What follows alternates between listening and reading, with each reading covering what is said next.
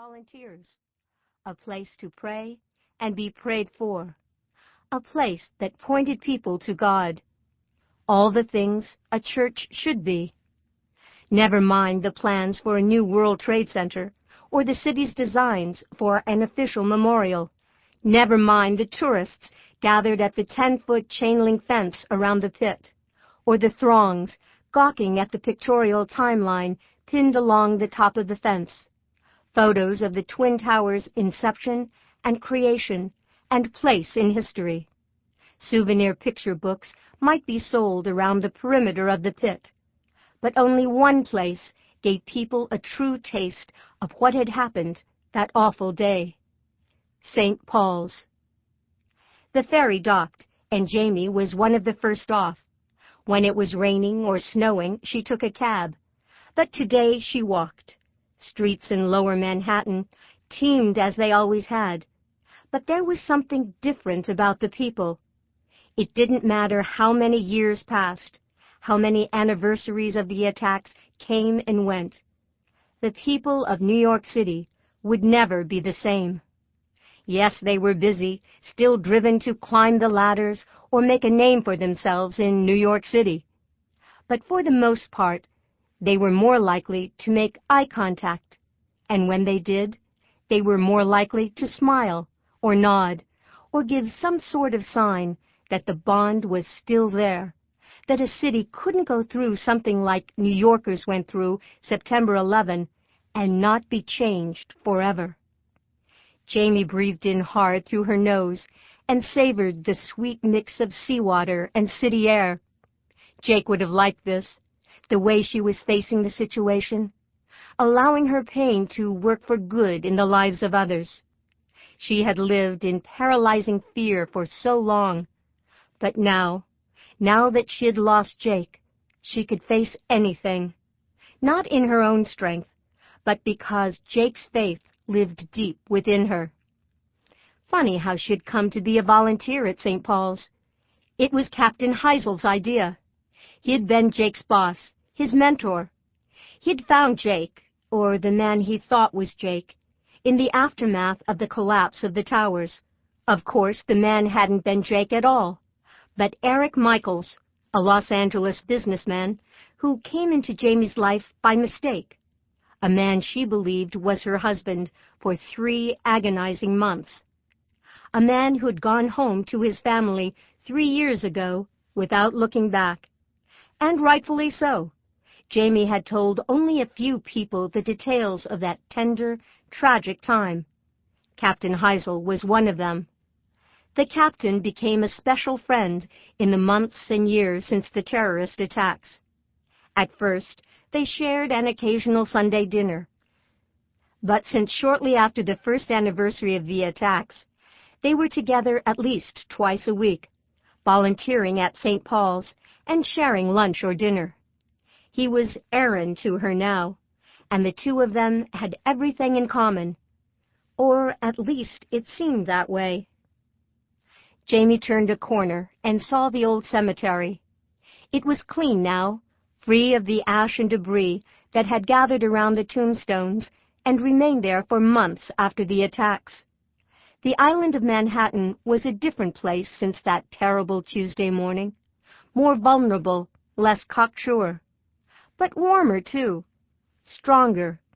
For most of America, time might have dimmed the horror of what happened to New York City when the Twin Towers fell, but those who were there would always remember. The connection it gave Manhattan residents was undeniable. A few feet in front of her, a street vendor nodded. "Nice day." "Yes, it is." Jamie smiled and kept walking. See, there it was again. Before September 11, a vendor wouldn't have made eye contact unless he wanted to push a hot dog or a bag of caramelized almonds. Now the man was familiar. She saw him every time she volunteered at St. Paul's. He probably knew where she was headed, what she was doing. Everyone in Lower Manhattan knew about St. Paul's. Jamie crossed the street, stopped, and turned, same as she did every day.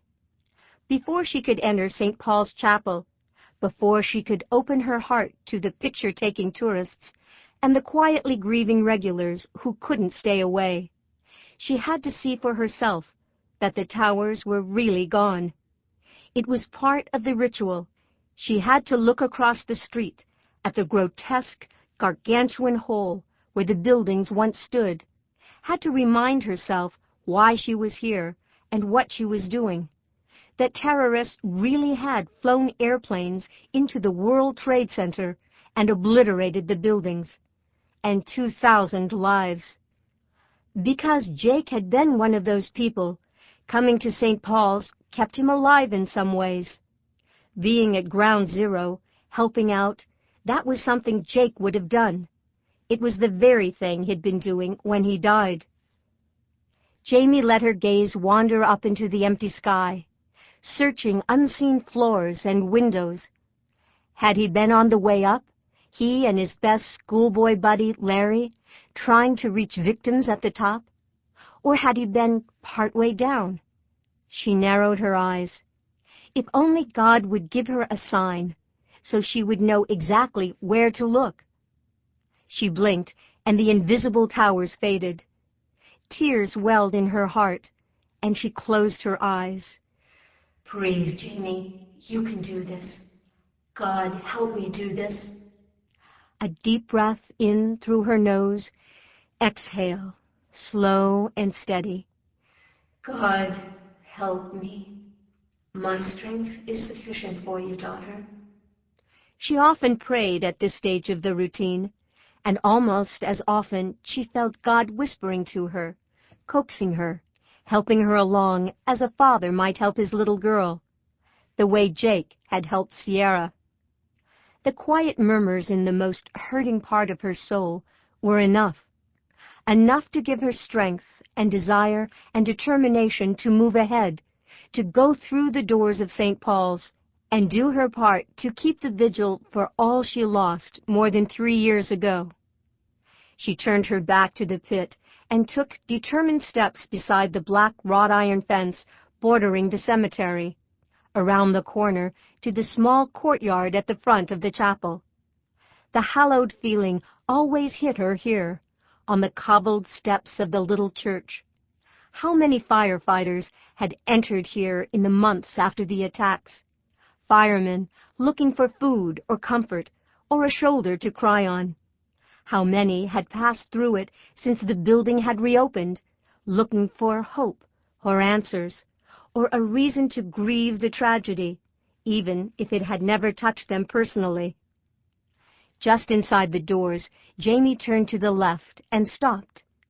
There, scattered over a corner table, was a ragtag display of hundreds of items, yellowed photos, keepsakes, and letters written to victims of the attacks. She scanned the table, saving his picture for last. Beneath the photo of a balding man holding a newborn baby, the grin on his face ear to ear. Joe, we're still waiting for you to come home. Scribbled atop a wedding photo. You were everything to me, Cecile. You still are. Tacked to the side of a wallet-sized picture of a young FDNY guy. Your ladder boys still take the field every now and then, but it's not the same without you. Yesterday, Saul hit a homer, and every one of us looked up. Are you there? Every time Jamie did this, her eyes found different letters, different snippets of pain and aching loss scattered across the display. But always she ended in the same place, at Jake's picture and the letter written by their daughter Sierra. Jake was so handsome, his eyes brilliant blue, even in the poorly lit corner. Jake, I'm here, Jake. When there weren't too many people working their way into the building, she could stand there longer than usual. This was one of those days. Her eyes locked on her husband's, and for a moment he was there again, standing before her, smiling at her, holding his arms out to her. Her fingers moved toward the picture, brushing the feathery photo paper as if it were Jake's face, his